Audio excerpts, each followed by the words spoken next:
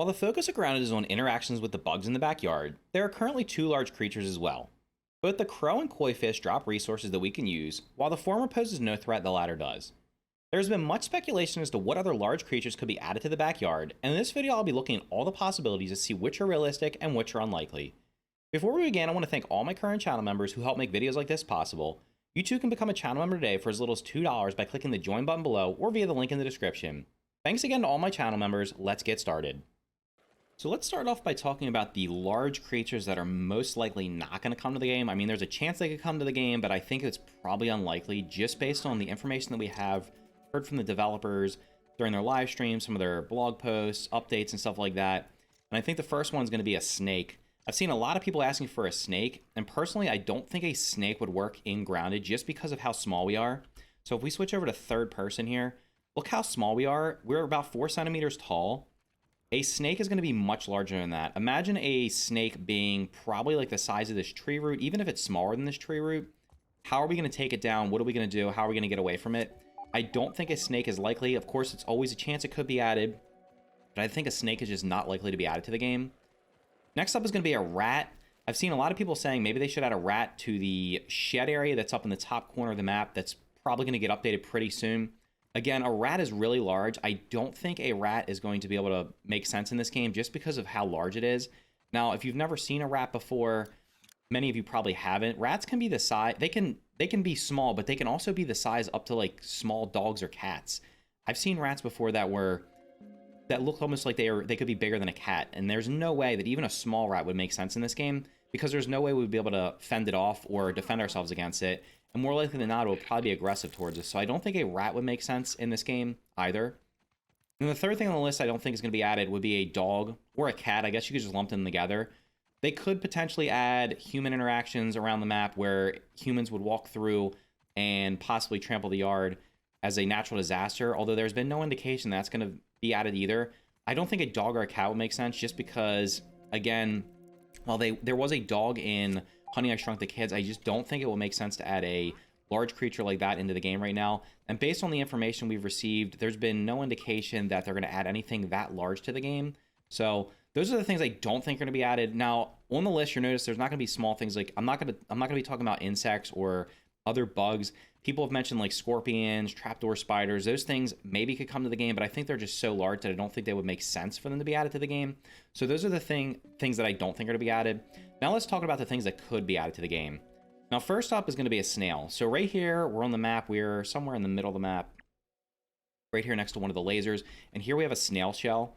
Now, I think snails would make perfect sense for a couple of reasons. One, there's a shell in the yard. That would make sense. Two, snails are generally weak to salt, and right now there's no insects in the game. There's only one insect in the game that's weak to salt, and that's going to be the antlions. Other than the assistant manager, everything else is not weak. Nothing else is weak to salt. There are things that are resistant to it, but snails, just like slugs, are very weak to salt. So if you ever put salt on one of them, or if they ever come in contact with salt, you're going to notice it actually just completely destroys them.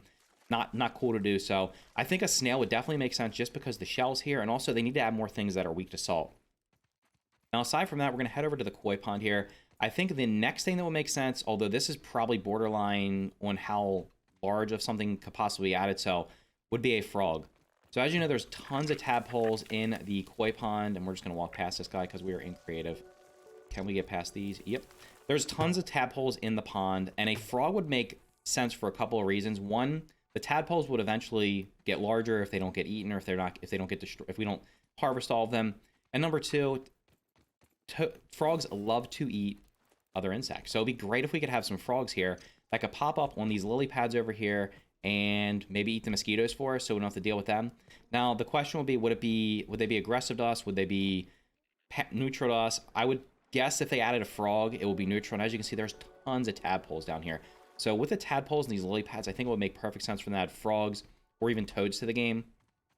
And as long as they're not aggressive to us. Now, maybe they had I don't know. I don't think we could fight a boss toad. Imagine having to fight a boss toad where it's shooting its tongue out at you and it tries to pull you. And that would be a pretty cool boss battle. But I think more likely than not, if they add frogs to the game, they will probably be a passive creature, kind of like the crow, where they don't really bother us, but they do they can affect the yard. Maybe perhaps they capture the mosquitoes or something, eat them, then drop their parts on the ground for us. That'd be pretty cool. Next up on the list, I think it would make a lot of sense, and I had a couple people comment on one of my recent videos about acorns, and I said, I think it would make sense if instead of the acorns just being on the ground, if a squirrel would drop the acorns for us. Now, I did have some people saying they didn't think that would be a cool idea because it would make acorns way too hard to get, and I wouldn't have it be as rare as like the crow feather drops, but if you go around the tree on a daily basis, you can get usually about a stack. You're going to get 20 plus acorn tops on average, and you can get anywhere from 2 to 3 stacks, so about 40 to 60 acorn shells, and then tons of acorn bits. So honestly, I know the danger over here is there are spiders all over the place, but they're not really that big of a danger during the day because they're usually sleeping. You can come around here and gather most of these acorns and end up getting so many acorns that you can't really use them. You're not going to be able to use them all. It makes the early game super easy because you can get acorn armor very quickly. You can make the spinning wheel very quickly. It's used in tons of different crafting recipes. And I think it would make sense if, rather than there just being acorns everywhere, if there was a squirrel or maybe a couple of squirrels up in the oak tree here that would eat them and drop them on the ground, so that there would be pieces randomly around the map, or there would be acorns randomly spawned or dropped just like the crow feathers. Now, like I said, I wouldn't want them to be as rare as the crow feathers, so not making it super tough to get them, but just making it more realistic where instead of there being just a dozen or more, actually, there's probably between like 12 and 20 acorns laying on the ground at any given time. I've never counted them all, but just from the amount of resources I get, I think it would make more sense if a squirrel dropped them on the ground and maybe dropped a couple a day so that it takes a little bit longer to get them and makes the early game progression feel a little bit more balanced so you're not able to just blow through it. Now, beyond that, I think another logical thing that could be added, and especially up in the shed area, would be a mouse. Now, a mouse is much smaller than a rat, so a mouse would be manageable, especially if it ran away from us, because I don't think mice would be... maybe it could be aggressive, but I think more likely than not it would be neutral. So maybe there could be like a mouse boss up in the shed area up there if they don't add the ant queen over there. So I think that could be pretty interesting. And the mouse could maybe drop stuff for us. Maybe it would drop fur, perhaps, or it could drop cheese or some other type of resource that would make sense. Maybe if there was a mouse trap or something, maybe we could catch it. But I think with the shed area, the speculation is going around that it's more likely than... Well, it's not... The most likely thing is if they're going to add a cold biome, they could add it under the shed or add a cooler over by the shed. So imagine you have to get the mouse fur or something like that to make the armor in order to traverse the cold biome. It would make sense, and I just think a mouse would make sense just because it's kind of small. Makes much more sense to me than a rat, which would be much too large. And then last on my list is going to be a rabbit. Now, rabbits are generally passive. They're not going to bother you. I don't see them... they just eat grass, right? So they're not going to eat you or other insects. And again, you could possibly get rabbit fur. Maybe the rabbit drops its fur periodically. Maybe there's a rabbit hole you have to go down into and get fur that's left down there. Although going to the rabbit hole, maybe that would actually be pretty cool. Imagine you could go down into a rabbit hole where it would be dangerous because the mother rabbit would possibly attack you if it sees you in there. But there's a better chance of getting the rabbit fur, which could again be a resource if they don't add mice to the game. Could be a resource to allow us to make some cold weather gear. I've never seen a water flea out of the water. It's pretty cool. To allow us to traverse a cold biome, which could be coming in the future. And then, of course, going into the hole, we would have a better chance of getting the rabbit fur, but it would be more dangerous. And I think along those lines, it would also make sense if we could possibly get into a nest for the crow. So going into the crow's nest would be dangerous, but there would be more feathers up there, so I think that would be pretty cool. That's my thoughts on which large creatures could be added to Grounded in the future. Let me know which you think is most likely, and which you would like to see the most in the comments down below. If you found this video interesting, click the like button, and consider subscribing for more videos just like this. If you want to support the channel even more, you can become a member today by clicking the join card on the screen. Thank you for watching, and I'll see you in the next video.